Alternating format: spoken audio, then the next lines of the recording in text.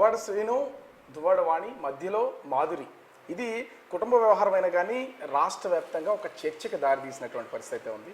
ప్రస్తుతం మనతో పాటు దువ్వాడ శ్రీను గారు ఉన్నారు. దువ్వాడ శ్రీను అంటే ఒక ఫైర్ బ్రాండ్, ఎక్కడ చూసినా దేనికి తలొగ్గలేదు, రాజకీయంగా కానీ కుటుంబ పరంగా కానీ. దువ్వాడ శ్రీను భయపడుతున్నారా? భయం ఎప్పుడూ లేదు సార్.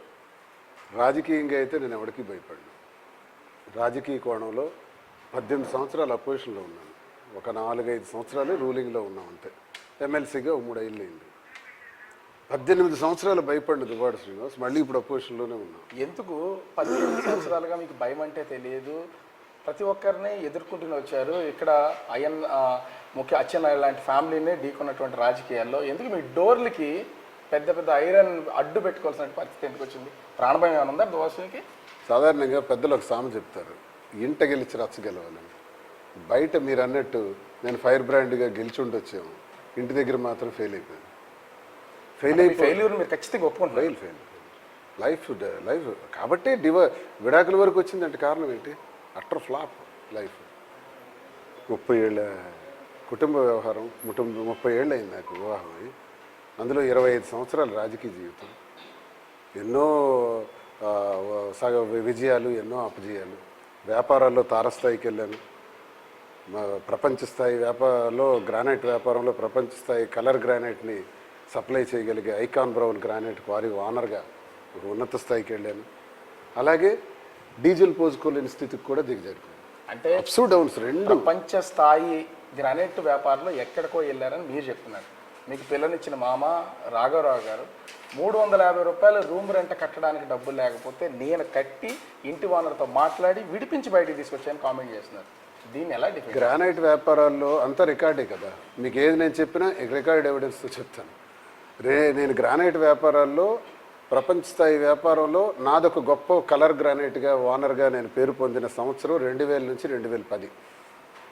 నాకు వివాహం అయిన 94కి ఆయన నాకు 350 రూపాయలు లాడ్జ్ రెంట్ కట్టలేకపోతే ఆయన కట్టాడని ఆయన చెప్పాడు. అలాగే కూతురు ఏం చెప్పిందంటే, లుంగీ షర్ట్తో వచ్చాడు, మధ్యతరగతి కుటుంబీకుడు, అతనికి ఏమీ లేదు, మా స్థాయి వేరు, మా డబ్బు వేరు, మా హోదా వేరు, అతనికి ఏముందని అన్నీ మేమే ఇచ్చాం, మా వల్లే అన్నీ వచ్చాయి. 92వ సంవత్సరంలో మీరు ఒకసారి పలాసాలో వెళ్ళి చూస్తే ట్యూటోరియల్స్ పెట్టి, 93వ సంవత్సరంలో junior college, private junior college పెట్టి, మెల్లియాపుట్టి, పాతపట్నం, సారవకోట 3 మండలాల్లో జూనియర్ కాలేజీలు పెట్టి, ప్రైవేట్ జూనియర్ కాలేజ్ మొత్తం అంతా కలిపి 800 మంది నా దగ్గర స్టూడెంట్ స్ట్రెంగ్త్. మాటల్లో రాఘవరావు మరో మాట కూడా చెప్పాడు, స్టూడెంట్స్ని తెచ్చి ఇక్కడ లాడ్జీల్లో పెట్టి, స్టూడెంట్స్ని పరీక్షల కోసం మేము తెస్తాం, తెచ్చి చెట్ల కింద పెట్టాలా? ఎక్కడ పెట్టాలి? చెరువు గొట్ల కింద పెట్టాలి? హోటల్లోనే కదా పెడతాం. మరి స్టూడెంట్లను ఎందుకు తెచ్చానంటే నాకు కాలేజీలు ఉన్నాయన్నది అతడు యాక్సెప్ట్ చేశాడు కదా. మరి ఆ టైంకి నాకు కాలేజీలు ఉన్నప్పుడు 800 మంది విద్యార్థులు ఉన్నప్పుడు 350 రూపాయలు 22-23 సంవత్సరాల్లోనే నేను వ్యాపారాల్లోకి అడుగుపెట్టాను. ఆ సందర్భం, ఆ వయసు నుంచి కూడా నాకు సంపాదన ప్రారంభమైంది. 350 రూపాయలు నేను కట్టుకోలేకపోయినా ఓకే, 350 రూపాయలు కట్టుకోలేకపోతే ఓ పెద్ద ధనవంతుడు కదా నువ్వు. ఆఫ్టర్ ఆల్ 350 కట్టాను, పప్పన్నం పంపించాను, చికెన్ కూర పంపించాను, సిగ్గు లజ్జ తినడానికి కూడా లేకపోతే మా ఇంటి నుంచే భోజనం పంపించాను. మా ఇంట్లో జరుగుతున్నటువంటి పండక్కి, జాతరకి ఊరు వాళ్ళు పిలవద్దన్నా నేను అల్లుని చేసుకోవాలి కాబట్టే నేను సీనుని నా ఇంటికి తీసుకొచ్చుకున్నాను. ఒకనొక టైంలో నా కూతురికి మాయ మాటలు చెప్పి తీసుకెళ్ళిపోవాలనే ప్రయత్నం చేశాడు, నా డ్రైవరే చూశాడు. ఇట్లాంటి వ్యాఖ్యలే చేస్తున్నాను. పెళ్లికి ముందు మా గొడవలు అయినాయి, చాలా పెద్ద గొడవలు. మా అసలు వ్యవహారం ఏంటంటే, మీరు ఇవన్నీ అడిగారని చెప్తున్నాను. రాఘవరావు తల్లి, మా అమ్మ తాలూకా తల్లి, ఇద్దరు అక్క చెల్లెళ్ళు, ఒకటే రక్తం. అంటే ఒక అక్క చెల్లెళ్ళ ద్వారా వచ్చిన సంతానం రాఘవరావు దువ్వాడ వాణి అయితే, ఒక అక్క చెల్లెల ద్వారా వచ్చిన సంతానం మా అమ్మ, నేను. అంటే ఇందులో ధనవంతుడేటి, పేదోడేటి? ఆ ఇద్దరు అక్క చెల్లెలు ధనవంతులు అయితే మేము ధనవంతులే, ఆ ఇద్దరు అక్క చెల్లెలు పేదోళ్ళు అయితే మేము పేదోళ్ళమే. మరి ధనము ఏంటి, డబ్బు ఏంటి, మేము పేదోడు ఏంటి, మేము మిడిల్ క్లాస్ ఏంటి, నువ్వు జమీందార్ ఏంటి, నువ్వు నన్ను పోషించడం ఏంటి, నువ్వు నన్ను భోజనం పెట్టడం ఏంటి, నేను ఏంటి మాటలు? అసలు పోరాటం ఎటు జరుగుతుంది అంటే, నేను పేదవాడిని నేను జరుగుతుందా? మధ్యతరగతి కుటుంబీకుడు, మధ్యతరగతి వాడు బ్రతకూడదా? ఎస్, మా నాన్న ఒక రైల్వేలో సెక్షన్ ఇంజనీర్, ఎస్సీ అంటాం, హెచ్టిఎక్స్ఆర్ ఎస్సీ అని ఉంటుంది. మాకు బాగా 4 అన్నదమ్ములు, మాకు బాగా చదివించాడు. అందులో నేను పెద్దవాడిని. నన్ను ఎంఏ ఇంగ్లీష్ చేయించి మంచి బుద్ధులు నేర్పించి రాజకీయ నీతి, నిజాయితీ, న్యాయం, ధైర్యంగా ఎదుర్కొనే విధానాలు నేర్పించాడు. అదే నా నాన్న నాకు ఇచ్చిన ఆస్తులు. ఆ ఆస్తులతోనే ఇంతవరకు వచ్చాను. మిడిల్ క్లాస్, ఎస్, నేను మిడిల్ క్లాసే, మీరు కోటీశ్వరులే. అయితే రాజకీయాలు చేయకూడదా?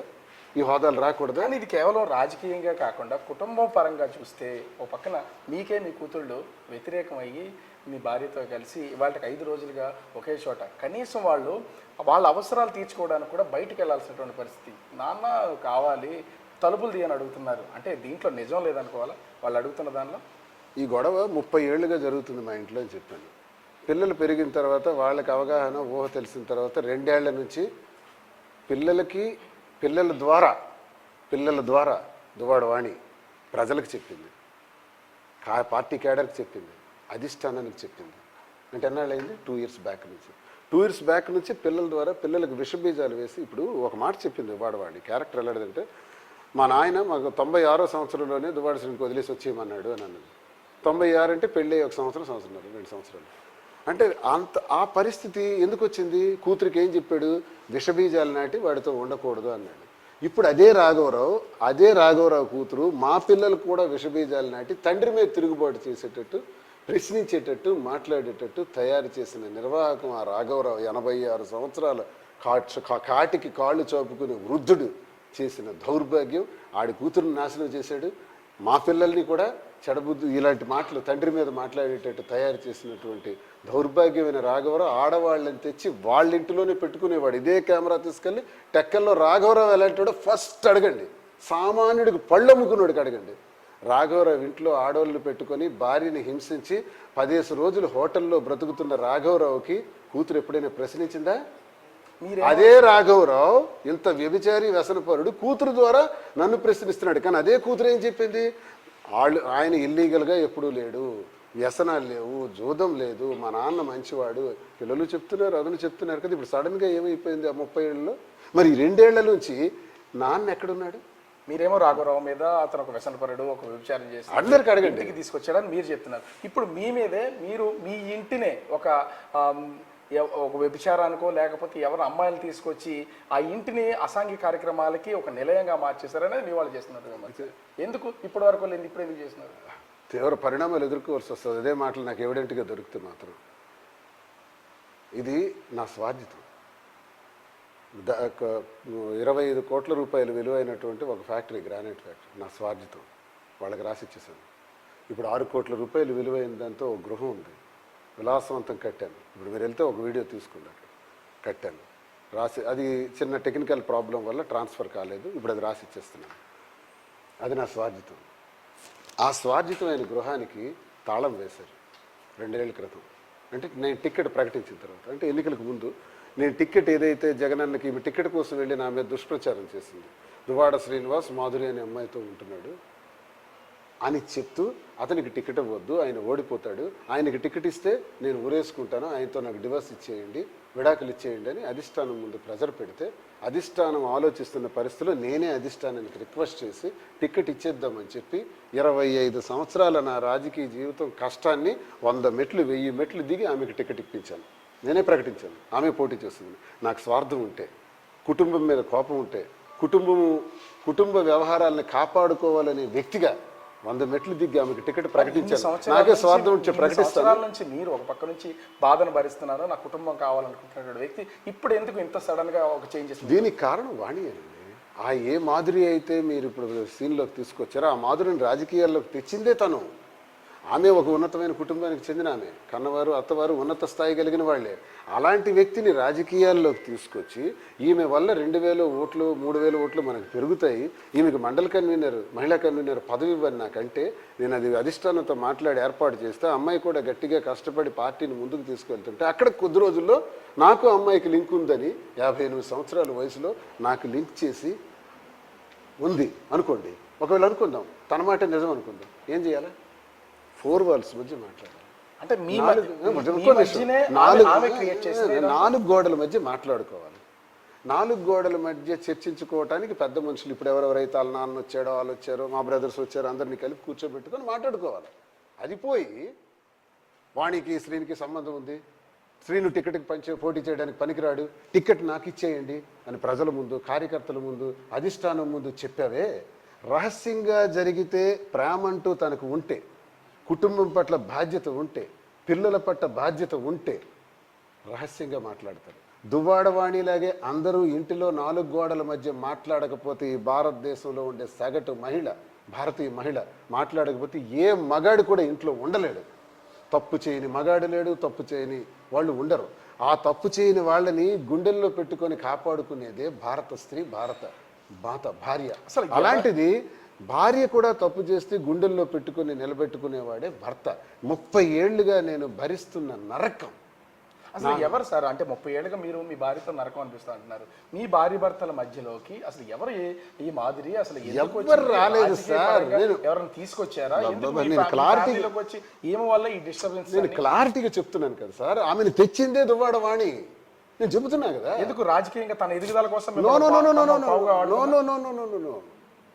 ఆ దువ్వాడవాణి తనకు ఉద్దేశం ఏంటి? మాధురి అన్న అమ్మాయి కొంచెం భరతనాట్యం ప్రొఫెషనల్గా కొంచెం కళాకారిని కాబట్టి కొంచెం చూడటానికి కనబడేటట్టు బాగానే ఉన్నట్టు కనబడుతుంది కాబట్టి శ్రీనికి అతనికి లింక్ చేసేసి, ఆ చెడ్డ చేసేసి, నాశనం చేసేసి, క్యారెక్టర్ అసాసినేషన్ చేసేసి నేను టికెట్ తీసుకోవాలి, ఆ టికెట్ నాకు కావాలి.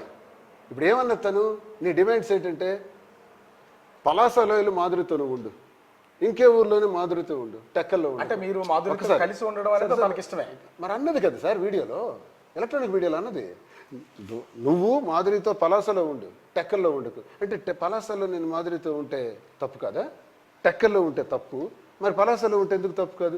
ఏ భార్య నీ భూమి మీద ఇంత నీచంగా నువ్వు మాధురితో ఇంకెక్కడైనా ఉండి ఇక్కడ ఉండొద్దు అని అంటదండి?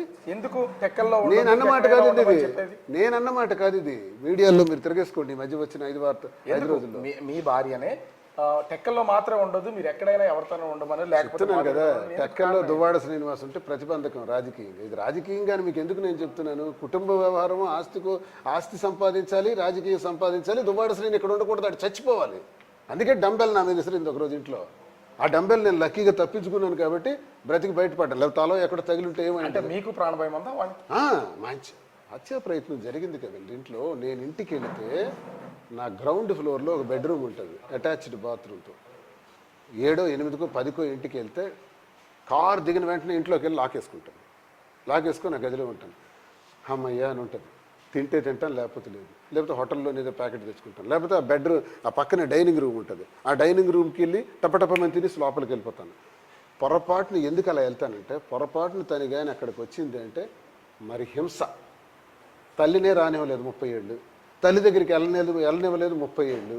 తల్లి దగ్గరికి వెళ్తే పెద్ద హింస జరుగుతుంది ఇంట్లో, గొడవ. సార్ మానసికంగా ప్రశాంతంగా ఉండాలని కోరుకుంటాం తప్ప తిరిగి వీధిలో వచ్చి ఇంటికి వచ్చిన తర్వాత ఈ టార్చర్ భరిస్తే మానసిక పిచ్చి ఎలా ఉంటుందంటే పీక్స్కి వెళ్ళిపోద్ది. ఆ పీక్స్కి వెళ్ళి ఒక నిమిషం నేను ఆ రూమ్లో లాక్ వేసుకొని ఉండేవాడిని. అంటే ప్రాణభయంకే రూమ్ లాక్ వేసాను. డంబెల్స్ విసిరిన తర్వాత ప్రాణభయంతో, మీరు బాగా డంబెల్స్ విసిరే టైంలో నేను ఇలా కుర్చీలో కూర్చున్నాను. ఒకసారి సడన్గా వచ్చి ఎంపీకి పోటీ చేస్తున్నాను. ఏదో మాట మీద ఆడుతూ అక్కడ పక్కన నేను జిమ్ చేసే డంబెల్ తీసి టపామని 2 చేతులతో మీదకి విసిరితే నేను అక్కడి నుంచి తప్పుకోవడానికి ఇలా బయటికి వెళ్తేటప్పుడు ఆ టేబుల్ తాలూకా లెగ్ నా కాళ్ళకి తగిలి వేలు విరిగి ఫ్రాక్చర్ అయింది.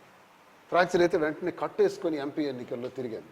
ఎన్ని రోజులు భోజనం లేకుండా, ఎన్ని రోజులు హింసలతో ఎంపీలో ప్రచారం చేసుకోగలిగాను. ఎంపీ ఎన్నికలు అంటే 2019 సందర్భం నేను చెప్తున్నాను. 19లో పోటీ చేసినప్పుడు ఆ సందర్భంలో అలాంటి హింసలు. ప్రతిసారి టికెట్ వచ్చేటప్పుడు నాకేం చెప్తుందంటే, నువ్వు వెలకి గెలుస్తావో చూస్తానని. నేను రచ్చ గెలవలేకపోయాను, ఎందుకంటే ఇంటిలోనే నాకు ఫస్ట్ స్టార్ట్ అవుద్ది. నువ్వు ఎలా గెలుస్తావో చూస్తాను, లేదా నాకు టికెట్ ఇచ్చి. అంటే మొన్న జరిగినటువంటి ఎన్నికల్లో కూడా మీ ఓటమికి మీ భార్య ప్రధాన కారణం తెలుగుదేశం చేసింది. ఈ మాట నన్ను అడగండి, ఆ ప్రజలకు వెళ్ళి అడగండి. రాఘవరావు కొన్ని వేల మందికి ఫోన్ చేసి సైకిల్ గుర్తుకి ఓటేయండి, దువ్వాడ శ్రీనివాస్ను ఓడించండి అని అన్నాడా లేదా? 2, దువ్వాడవాణి ఊర్లో తిరిగి సైకిల్కే ఓటేయమని చెప్పిందా లేదా? నేను ఆరోపిస్తున్నాను. ప్రజల్లో ఎంక్వైరీ చేయండి. ఇది రాఘవరావు దువ్వాడవాణి చేసి నన్ను ఓడించడానికి ప్రయత్నించారా లేదా? వాళ్ళకి నేను జగనన్నకు నచ్చజెప్పి టికెట్ వచ్చేటట్టు చేస్తే జగనన్న దేవుడు.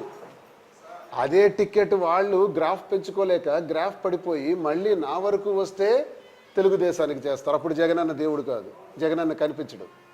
ఇది వాళ్ళ దౌర్భాగ్యం. ఇప్పుడు నేను ఒకటే అడుగుతున్నాను, టెక్కల్లో ఉండకూడదు, ఊరు విడిచి వెళ్ళిపోవాలి, ఎమ్మెల్సీగా ఆయనకు ఉంచకూడదు, ఆయనకి పార్టీ నుంచి సస్పెండ్ చేయాలి, ఇవేనా డిమాండ్స్? నిన్నంతా అవే నేను చూశాను. ఇదే కదా డిమాండ్స్? మరి ఇది కుటుంబపరం అంటామా, రాజకీయ పరంగా అంటామా? గత 5 రోజులుగా జరుగుతుంది ఇక్కడ ఇంత తతంగం. దీని వెనక దువ్వాడ వాణి లేకపోతే వాళ్ళ నాన్న లేకపోతే మీ పిల్లలు వీళ్ళే ఉన్నారా? టీడీపీకి సంబంధించినటువంటి వాళ్ళు, అంటే బయట జరుగుతున్నటువంటి ప్రచార ప్రకారం అటు అచ్చెన్నాయుడు ఉన్నారు, టీడీపీ వాళ్ళే చేస్తున్నారు. ఈ ఆరోపణలో వాస్తవం ఉందా? మీరు దాన్ని ఇది నిజమైనటువంటి ప్రచారం అని మీరు భావిస్తున్నారా? నేను మొన్న 8 గంటలకి 8వ తారీఖు అనుకుంటాను, 8 గంటల రాత్రి వచ్చారు పిల్లలు. వచ్చినప్పుడు సరే వెళ్తాను అనుకుని నేను కిందకి దిగే టైంకి ఇక్కడ ఉండే గన్మెన్లు వీళ్ళందరూ చెప్పారు, సార్ ఎక్కువ మెన్ వచ్చారు ఒకసారి చూడండి అన్నారు.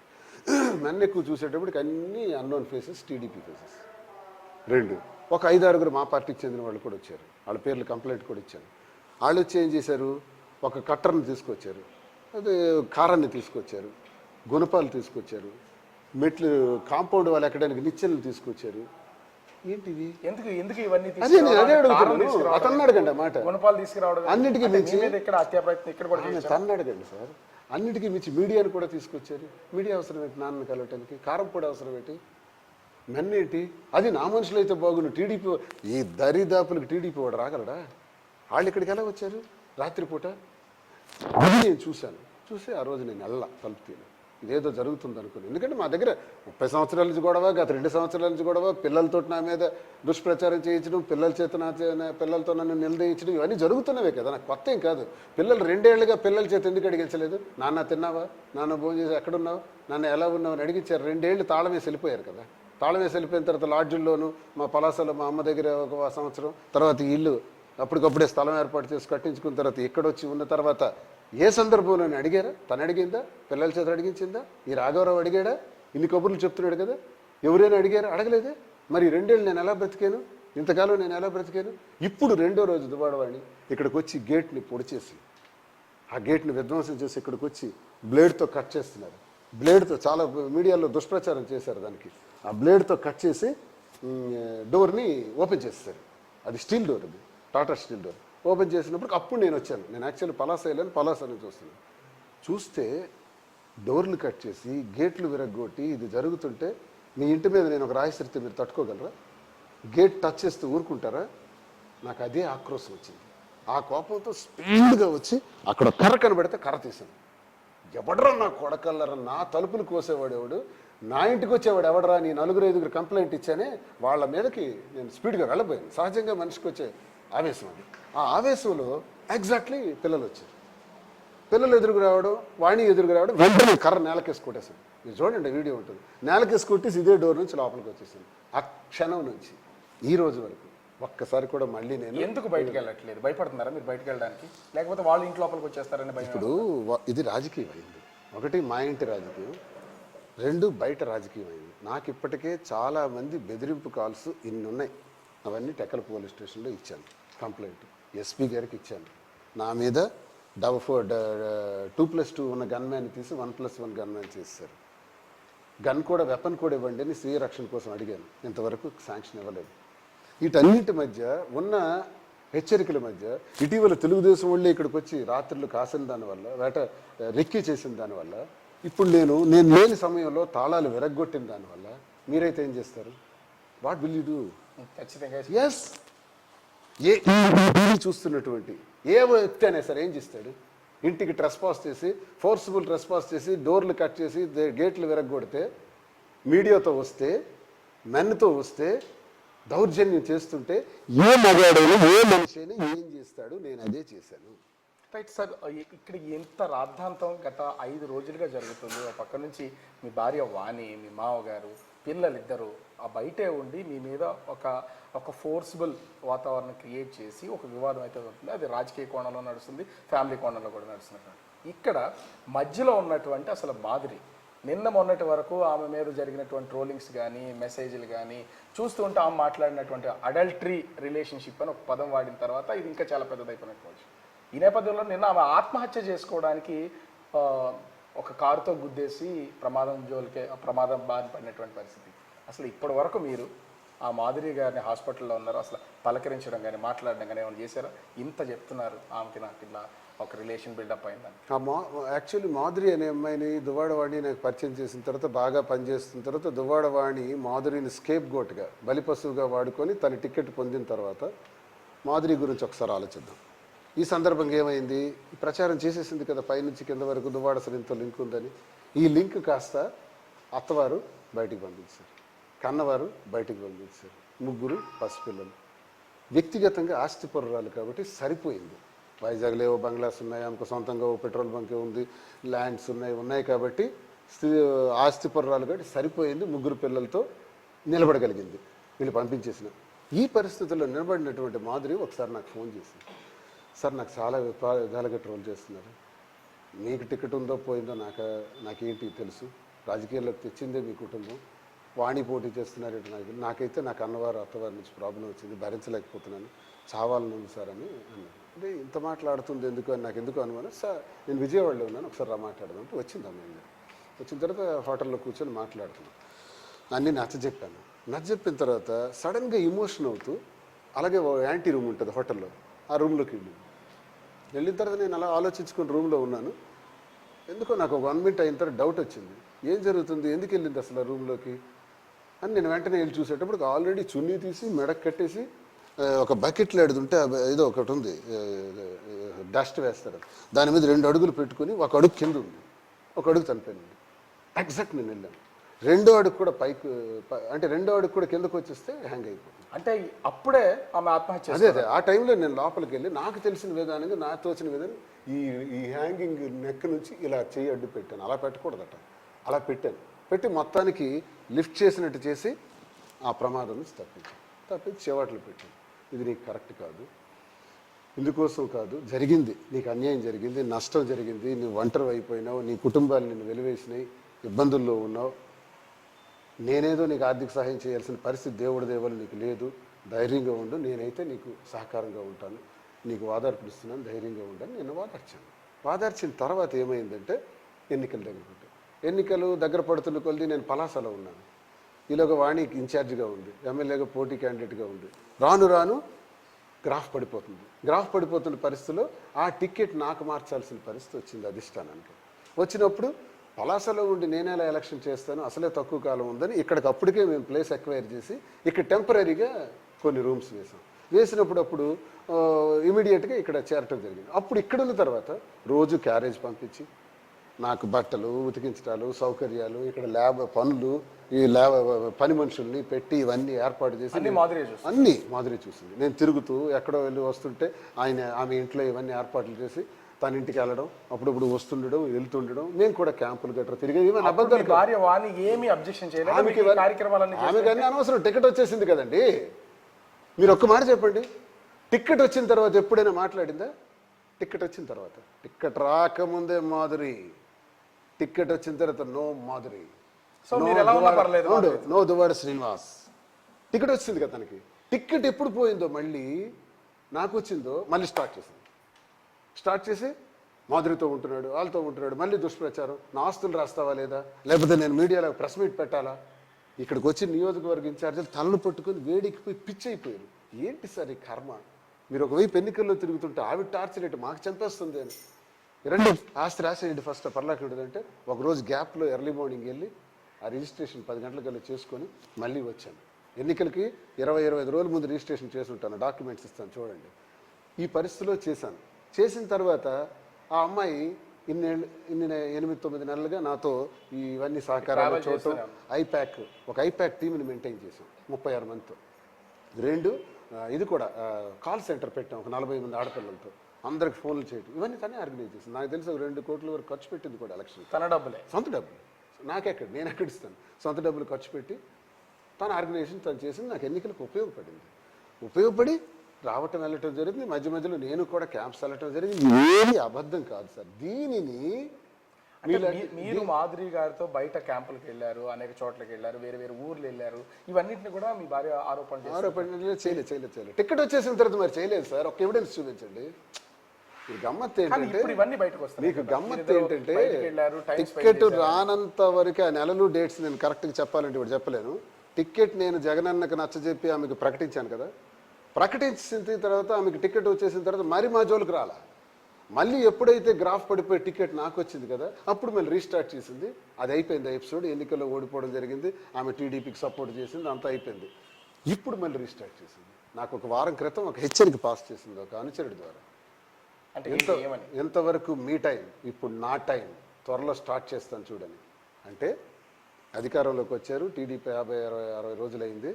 అచ్చెన్నాయుడికి సపోర్ట్ చేశారు కదా దువ్వాడ శ్రీని ఓడించడానికి. అచ్చెన్నాయుడు కూడా ప్రతిఫలం తీర్చిస్తాడు, మనం సపోర్ట్ చేస్తాడు. ఇప్పుడు చేస్తున్నాడు కదా, మరి ఎలాగొచ్చింది అంటే అచ్చెన్నాయుడు ఇదంతా చేస్తున్నాడని. మరి చేయకపోతే వైసీపీ కదండి తను వైసీపీ అయితే ఎవడికి ఖాతరు చేస్తాడు. నాకున్న బాధ తనకెందుకు లేదంటున్నా. నేను వైసీపీ వాడిని, ఎమ్మెల్సీని, నా మీద టార్గెట్ పెట్టి తుపాకులు పెట్టారు ప్రభుత్వం, మరి తన మీద ఏం లేదా? తనకెందుకు రక్షణ? కంప్లైంట్ ఇచ్చి 10వ తారీఖు కదా కంప్లైంట్ ఇచ్చాం, 9వ తారీఖు కదా కంప్లైంట్ ఇచ్చాం. ఆమె నా మీద 492 యాక్ట్ కింద నేను హింస కింద వరకట్నం కింద నేను వేధిస్తున్నానని కంప్లైంట్ ఇచ్చారు. అదే 96లో నేను నాకు విడాకులు ఇచ్చేయమన్నారు మా నాన్న అని, ఈ 30 ఏళ్ళలో చాలాసార్లు నాకు విడాకులు ఇచ్చేయమని, మళ్ళీ జగనన్న లాంటి దగ్గర అధిష్టానం దగ్గర కూడా నాకు విడాకులు ఇచ్చేయండి అని చెప్పి ఇటీవల కాలంలో మెసేజ్లు పెట్టి విడాకులు ఇచ్చేయమని, ఇన్నిసార్లు విడాకులు ఇవ్వమన్నా నేను ఇవ్వాల. ఎందుకు తెలుసా? పిల్లలు నా కన్నతల్లు, వాళ్ళ జీవితాలు పోతాయి. వాళ్ళకి గుండెల్లో పెట్టి పెంచి పోషించాను, వాళ్ళకు మంచి స్థానం ఇవ్వాలని డాక్టర్స్గా చేశాను, ఒక పిల్లనికి అంగరంగ వైభవంగా వివాహం చేశాను, ఇంకో బిడ్డకి పీజీ చేసి పెళ్లి చేయాలి అని ఆశతో. నా రాజకీయ జీవితం దెబ్బతినకూడదు, ఆమె పోటీ చేస్తే ఏంటి, నేను పోటీ చేస్తే ఏంటి అని 25 సంవత్సరాలు కష్టపడినాను. ఆమె కోరుకుంటుంది కాబట్టి జగనన్నకు నచ్చచెప్పి 100 మెట్లు దిగి టికెట్ తనకే ప్రకటించాను. నేనే, వీడియో చూసుకోండి. ప్రకటించిన తర్వాత నిలబెట్టుకోలేకపోయింది. నేనేం చేస్తాను? నిలబెట్టుకోలేని తరుణంలో మళ్ళీ స్టార్ట్ చేసింది మాదిరి కథ. ఇప్పుడు స్టార్ట్ చేసింది మాదిరి కథ. మరి ఈ 60-70 రోజులు ఏం లేదు. కానీ ఈ 2-3 రోజులు జరిగినటువంటి ఈ మొత్తం వ్యవహారంలో మాదిరి ఆత్మహత్య దాకా వెళ్ళిపోయినటువంటి నిన్న అదృష్టవశాత్తు బయటపడ్డారు. కానీ చనిపోయి ఉంటే ఆ పిల్లలు ఏమైపోయేవాళ్ళు? అసలు ఈ యాక్సిడెంట్ జరిగిన తర్వాత నిన్న సాయంత్రం నుంచి ఇప్పటి వరకు అసలు మీరు మాత్రం ఒకసారి మాట్లాడారు. సెకండ్ అటెంప్ట్ మళ్ళీ సూసైడ్ ఆమె. నాకు నిన్న తను వెళ్తూ మాట్లాడింది. ఇప్పుడు ఏదో మీరేనంటే ఎవరెవరో వెళ్ళిన తర్వాత ఎందుకు మీడియా ఇవ్వాల్సింది ఇచ్చేసినావు కదా, ఇంకా చాలులే, నీ వెర్షన్ అయిపోయింది కదా, నువ్వు సరే అయిపోయింది, ఇంకా నువ్వు ఇంటికి వెళ్ళి మీ ఇంటికి వెళ్తానన్నావు కదా వెళ్ళంటే, ఇల్లు శ్రీకాకుళం అయితే ఈ డిప్రెషన్లో పిల్లలు ఫోన్ చేశారట. ఫోన్ ఏం చేశారు? మమ్మీ అందరూ కాన్వెంట్లో మాకు అడుగుతున్నారు, నువ్వేమో నీకు DNA టెస్ట్ అని ఏదైనా అడుగుతున్నారు. దువ్వాడ వాణి ఆరోపించారంట, అడుగుతున్నారు ఏంటి మమ్మీ అని. అంటే ఎవరికైనా సమాధానం చెప్పగలరు, కానీ పిల్లలకి మన ఇంట్లో కూడా ఆడపిల్లలు ఉంటారు, ఆ సమాధానం చెప్పగలరా? వెంటనే మైండ్ అప్సెట్. ఈ అప్సెట్లో తన కారు పలాస దుక్కెళ్ళింది. ఎందుకు వెళ్తుందో తెలియదు. వెళ్తూ ఎక్కడో మైండ్ అప్సెట్ అయ్యేటప్పుడు దడేలు మన సౌండ్ వినిపించిందట. నేను అడిగాను నిన్న రాత్రి అడిగాను. దడేలు మన సౌండ్ వినిపించిన తర్వాత చూసినప్పుడు ఎదురుగున్న కారును గుద్దేసింది. కారును గుద్దేనని ఆమె డీప్ డిప్రెషన్లో ఒక్కసారి మైండ్ స్టీరింగ్ రైట్ సైడ్ తిప్పిందంటే, పవర్ స్టీరింగ్, ఆ స్టీరింగ్ రైట్ సైడ్ తిప్పినప్పుడు కారు టోటల్ బాల్తో అయిపోయి 3 పల్టీలు కొట్టి బలూన్స్ ఓపెన్ అయిపోయి ఉంది. ఏ కారు అయితే తన అకస్మాత్తుగా గుద్దేసిందో ఆ కారులో ఉండేవాళ్ళు అమ్మాయిని రక్షించారు, బయటికి తీశారు. వాళ్ళు వరిస్తా అంటారు, తీసి రక్షించారు. అయితే ఇది కొంచెం పక్కా మంచి కారు, స్కోడా వెహికల్. స్కోడా కాబట్టి బ్రతికింది, కానీ అది కానీ అదర్ దెన్ స్కోడా ఏ కారు అయినా సరే తుక్కు అయిపోతారు. ఆ ప్రమాదంలో హెడ్ ఇంజరీ అయింది, కాళ్ళు గాయాలు ఇవన్నీ దెబ్బలు తగిలి బయటికి పడడం దెబ్బలే తగిలిన్నాయి. హెడ్ ఇంజరీలు బ్లడ్ కార్డర్స్ అయినాయి ఎడం వైపు. దానికి టెస్టింగ్లో డాక్టర్స్ పెట్టారు. మేడం కూడా ఇవన్నీ నొప్పులు వస్తున్నాయని చెప్తుంది. మాట్లాడాను కానీ ఇప్పుడు చూస్తుంటే ఇది మొత్తం వాణి చేస్తున్నటువంటి ఈ ఏదైతే ఆందోళన ఉందో దీన్ని డైవర్ట్ చేయడం కోసమే కేవలం ఈ యాక్సిడెంట్ డ్రామా దీన్ని మార్చడం కోసం ఈ విధంగా చేసింది ఆ మాదిరి అనేది ఒక చిన్న సరదాగా నాకు అనిపిస్తుంది సార్. ఎవడైతే డ్రామా అన్నాడు వాడు ఒకసారి డ్రామా చేసి చూపెడితే నాకు బాగుంది. కార్ని 120 కిలోమీటర్ల స్పీడ్లో వెళ్ళి దడేల్మని డ్రామా చేయమన్నాడు సార్. మటాష్ అయిపోతాడు ఎవడైనా. అలాంటి వాళ్ళు 2-3 రివ్యూ గర్ల్ని నేను చూశాను. వాళ్ళు దగ్గర పెట్టుకోమని వార్నింగ్ ఇస్తున్నాను. కుటుంబ వ్యవహారం కాబట్టి ఇష్టానుసారంగా మాట్లాడి ట్రోల్ చేస్తే నేను భరిస్తున్నాను. రాజకీయ పరంగా వస్తే Duvvada Srinivas fire brand, don't forget that. నేను నిలదీస్తాను, అవసరమైతే గ్యాగ్ ఆర్డర్ కూడా తెస్తాను అటువంటి ట్రోల్స్ చేసేవాళ్ళు. నువ్వు ఆడెవడైతే రివ్యూ చేస్తున్నాడు పేరు చెప్పలేకపోతున్నాను, ఉదయం చూశాను, వాడికి దమ్ముంటే ఒక డ్రామా యాక్షన్ చేయమనండి సార్ కారులో. కారులో స్పీడ్గా 120తో వెళ్ళి గోడనో చెట్టునో డివైడర్నో కారునో లారీనో గుద్దమనండి, డ్రామా చేయమనండి.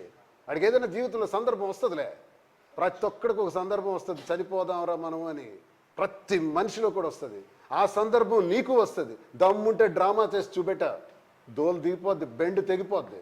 ఒక ఆడబిడ్డ సింగిల్గా కారులో వెళ్తూ డ్రామా చేస్తారా? డ్రామా చేస్తే 120 కిలోమీటర్ల స్పీడ్తో కొడతారా? 120 కిలోమీటర్ల స్పీడ్తో కొడితే డ్రామా అంటామా? నిన్న కానీ పొరపాటున అమ్మాయి మరణించుంటే ఈ డ్రామా అన్న వాళ్ళందరూ జైలుకి దొబ్బేసింది. దువ్వాడవాణి జైలుకి వెళ్ళును, దువ్వాడ శ్రీనివాస్ జైలుకి వెళ్ళును, అందరం సర్వ నాశనం అయిపోయి ఉండేవాళ్ళం. 3 పిల్లలు నడి రోడ్డు మీద ఉంటే ఆ దువ్వల మాదిరి నా జీవితానికి నాశనం చేసిన దువ్వాడవాణి, ఆఖరికి 3 పిల్లల్ని కూడా నాశనం చేసిన దువ్వాడవాణి, సర్వనాశనానికి వినాశనానికి కారణమైన దువ్వాడవాణిగా చరిత్రలో చరిత్రహీనురాలుగా మిగిలిపోయి ఉండేది. వెంకన్న స్వామి దయ వల్ల ఆ ఏడుకొండలవాడు రెండోసారి జరిగిన సూసైడల్ అటెంప్ట్లో కూడా బ్రతికి బయటపడ్డది. సంతోషం. ముందు మా జైళ్ళు, మా గొడవల కన్నా, మా కుటుంబ వ్యవహారాల కన్నా ఆ పిల్లలకి జీవితం వచ్చింది. సార్ మాధురి విషయానికి వస్తే చివరికి అసలు మాధురి విషయానికి సంబంధించి అటు అత్తింటి వాళ్ళు వదిలేసిన పరిస్థితి, కన్నవాళ్ళు కూడా వదిలేసిన పరిస్థితి, పిల్లలతో ఆమె సింగిల్గా ఉంది. ఇప్పుడు ఏమో రెండోసారి సూసైడ్ అటెంప్ట్ చేసినటువంటి హాస్పిటల్లో ఉంది. ఇప్పుడు దువ్వాడ శ్రీను ఏమన్నా మనోధైర్యం ఇవ్వడం ఏంటి అసలు ఆమె పరిస్థితి ఏంటి?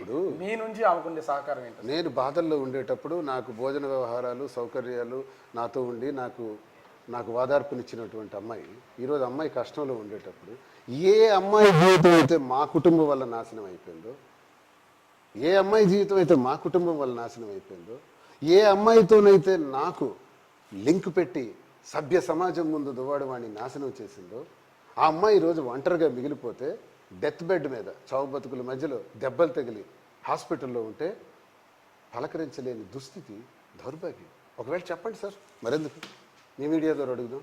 ఏం చేయమంటారు? నన్ను పలకరించమంటారా? వద్దంటారా? మాధురి లాంటి దాన్ని దూరంగా పెట్టమంటారా? ఏం చేయాలి? అంటే మీకు మోరల్గా ఇంతకాలం సపోర్ట్ చేసింది కాబట్టి నేను కూడా ఆమెకి హ్యూమన్ బీయింగ్స్ అండి, వీఆర్ హ్యూమన్ బీయింగ్స్ ఫస్ట్. మీరు నేను మాట్లాడితే ఎవరు మాట్లాడరు. ఆడమగా మాట్లాడితే ఇన్ని కథలు వస్తాయి. ఇదే కదా కథ. ఇప్పుడు 5-6 రోజుల నుంచి 2 రాష్ట్రాల్లో గొడవ అంటున్నారు. ఎందుకు? దువ్వాడ శ్రీనివాస్ ఎమ్మెల్సీ, వాడందరికీ టార్గెట్, వాడు ఒక ఫైర్ బ్రాండ్, వాడికి కుటుంబ వ్యవహారం వెలుగుంది, మధ్యలో మాదిరి క్యారెక్టర్ ఉంది, మంచి సినిమా ఇది, మంచి మసాలా నడుస్తుంది ఇప్పుడు. కానీ ఆ మసాలా వెనక నిన్న అమ్మాయి చనిపోయి ఉంటే ఎంతోమంది బాధ పెట్టిన వాళ్ళు ఉండేవాళ్ళు. అది కరెక్ట్ కాదని మీ మీడియా ద్వారా నేను తెలియజేస్తున్నాను. తెలుసుకోవాలి. మీకు ఇష్టం ఉంటే చూడండి, ఇష్టం లేకపోతే స్కిప్ చేసి పడేయండి వీడియో. మనం అన్ని వీడియోలు చూస్తుంటామా? ఈ గొడవ మాకెందుకని స్కిప్ చేసేయండి. లేదు తెలుసుకోవాలని కూడా చూడండి. పెట్టాలంటే రోజు నేను చూస్తుంటాను, రోజు యూట్యూబ్లో. నేను ఎప్పుడు నా జీవితంలో కామెంట్ పెట్టలే. నాకు బాగా నచ్చితే లైక్ నొక్కుతాను, లేకపోతే అన్లైక్ కూడా నొక్కను. నచ్చకపోతే అన్లైక్ నొక్కను. క్యారెక్టర్ నచ్చకపోతే మాని ఎందుకు అన్లైక్ చేయాలి? ఇంత జరుగుతుంది కదా. ఒక పక్క నుంచి మీ రాజకీయ భవిష్యత్తు విషయంలో దువ్వాడవాణి మిమ్మల్ని పార్టీ నుండి సస్పెండ్ చేయాలని, మీకు ఎమ్మెల్సీ పదవి తీసేయాలని, మీ మీద జగన్మోహన్ రెడ్డి చర్యలు తీసుకోవాలని, అసలు రాజకీయాల్లో లేకుండా చేయాలని ఇది ఆమె చేస్తున్నటువంటి డిమాండ్. అసలు మీ వరకు చూస్తే ఇప్పటి వరకు జిల్లా స్థాయి వైసీపీ నాయకులు కూడా మీకు ఎవరు మద్దతుగా కానీ మీ గురించి మాట్లాడడం కానీ చేయలేదు. ఎందుకు? పార్టీకి డ్యామేజ్ అవుతుందని భావిస్తున్నారు వాళ్ళు, అందుకే వాళ్ళు ఎవరు రాకుండా. ఇది కుటుంబ వ్యవహారం. ఫస్ట్ కుటుంబ వ్యవహారం అన్నప్పుడు ఎల్లాలో వద్దా కూడా తెలియదు. ఇప్పుడు కార్యకర్తలు మా పార్టీ కేడర్ చాలామంది ఉన్నారు, నాకు ఫోన్లు చేస్తున్నారు. సార్ ఏం చేయమంటారు సార్? మేము అందరం గుంపులుగా వద్దాం అనుకుంటున్నాం సార్. కనీసం నిన్న ఒక 500 మంది కూర్చున్నాం, మాట్లాడుకున్నాం సార్. వద్దాం అనుకుంటున్నాం సార్. వద్దొద్దాను అంటే మీరే రావద్దని వద్దన్నాను. ఎందుకంటే పోలీసులు మాకు చెప్పారు, సార్ ఇక్కడికి జనం ఎక్కువ వస్తే మేము కంట్రోల్ చేయలేము, దయచేసి ప్రజల్ని కార్యకర్తలు రావద్దని చెప్పండి అని ఒక డైరెక్షన్ నాకు ఇచ్చారు. అలాగే మహిళా సంఘాలు కూడా వస్తాయి, వద్దు సార్ రావద్దని చెప్పారు. నేను ఏమనుకున్నానంటే సర్లే ఆయన ఎందుకు చెప్పారో, మనము ఇప్పుడు ఇన్ని ప్రాబ్లమ్స్లో అవన్నీ ఎందుకు, క్యాడర్కి నేను చెప్పానంటే వద్దని చెప్పాను. ఎందుకు చెప్పానంటే వాళ్ళకు మొహమాటం ఉంటుంది. అవతల ఆవిడ వాణి, యువతల శ్రీను, ఈ వాణి శ్రీనుల మధ్య మా పరిస్థితి ఏంటనేది ప్రతి ఒక్కడికి ఉంటుంది. కానీ వైవి సుబ్బారెడ్డి కూడా ఒక చిన్న కామెంట్ చేస్తారు, అది వాళ్ళ కుటుంబ వ్యవహారం, మేమేమి దీనిలో కలగజేసుకోకూడదు. అంటే పార్టీకి సంబంధించిన గ్రాఫ్ స్లోగా, ఇప్పుడు దువ్వాడ శ్రీను అంటే ఏదో ఆర్డినరీ పర్సన్, ఎవరికి తెలియనటువంటి వ్యక్తి కాదు. మీలాంటి వ్యక్తి విషయంలో కలగజేసుకుంటే పార్టీ ఇంకా కొంచెం డ్యామేజ్ అవుతుందని అధిష్టానం భావిస్తుంది. అంటే సరే కుటుంబ వ్యవహారం అయినప్పుడు జగన్మోహన్ రెడ్డి గారు, సాక్షాత్ జగన్మోహన్ రెడ్డి గారు మా ఇద్దరిని 5 సార్లు కూర్చోబెట్టారు.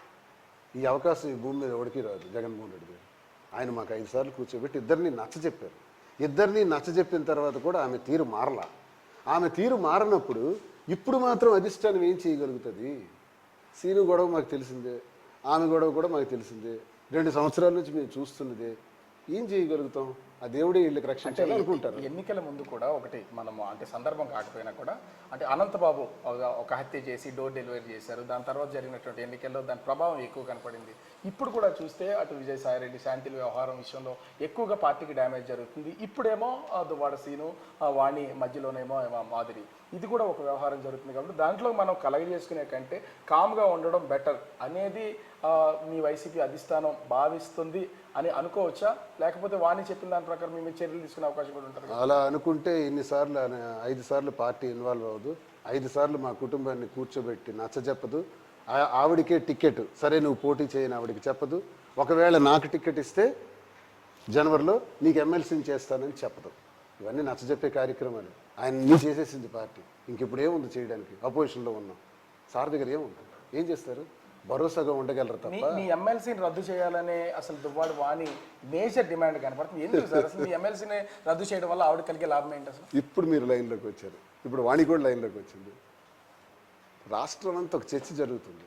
దువ్వాడ శ్రీనివాస్ పిల్లలకి అన్యాయం చేశాడు, వాణికి అన్యాయం చేశాడు, కుటుంబాన్ని ద్రోహం చేశాడు, మాధురితో ఉన్నాడు అని అంటుంది. ఇప్పుడు దువ్వాడ వాణి విచిత్రంగా ఏం చెప్తుందో తెలుసా మీడియాలో? నువ్వు పలాసలో ఉండు, మాధురితో ఉండు, టెక్కల్లో మాత్రం ఉండకు. ఇప్పటికి కూడా నిన్న వచ్చినాయి కదా, నిన్న చాలా ఆవిడ స్టేట్మెంట్స్ వచ్చాయి. నువ్వు ఎక్కడైనా ఉండు, ఇక్కడ మాత్రం ఉండకు అంటూ. ఇంకోసారి ఎమ్మెల్సీగా అతనికి తీసేయాలి, పార్టీ నుంచి సస్పెండ్ చేయాలి. అంటే నీ డిమాండ్ ఏంటి? నేను ఎమ్మెల్సీగా ఉండకూడదనా? నేను పార్టీ నుంచి సస్పెండ్ చేయబడాలనా? నేను ఇక్కడి నుంచి వెళ్ళిపోవాలనా?